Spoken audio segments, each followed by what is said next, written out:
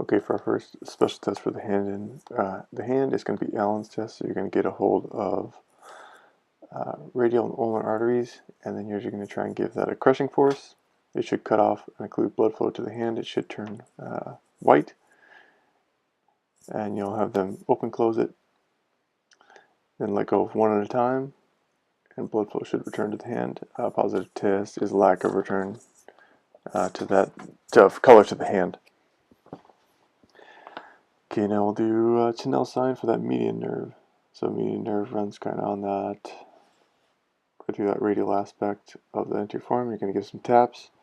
Any tinkling neurological signs and symptoms into the thumb and index finger to indicate median nerve issues.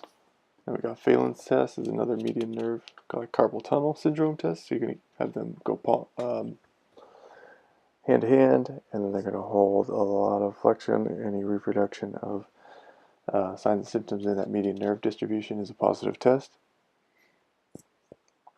We're going to test the first compartment of that extensor group, this Finkelstein's test. So they're going to hold the thumb in the hand and then ulnar deviate. And any pain or problems when you give the overpressure would indicate a positive test, but it's also going to get a lot of positive tests because it's just an irritating position for the hand.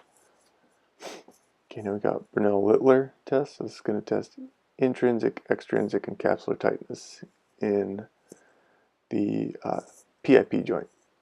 So you're going to bring them into MCP extension with PIP flexion. I'll try and get my hand out of the way here, hopefully. And they'll show, and you'll measure that, kind of just in your mind's eye, of what they can get at that PIP joint. And then from there, you will take them into full MCP flexion. And then you also keep flex that PIP joint again. And if they get more, they have intrinsic tightness. If they get less, it's extrinsic. And if it's about the same, they have joint capsule tightness. Now it's almost the exact same test here, the oblique retinacular ligament test, but you'll just do it at the DIP joint. So you do test DIP flexion with the straight PIP joint, and then from there you're going to passively flex PIP, and then give a little more, and then you're going to flex DIP joint. If increase in flexion happens, it's oblique retinacular ligament.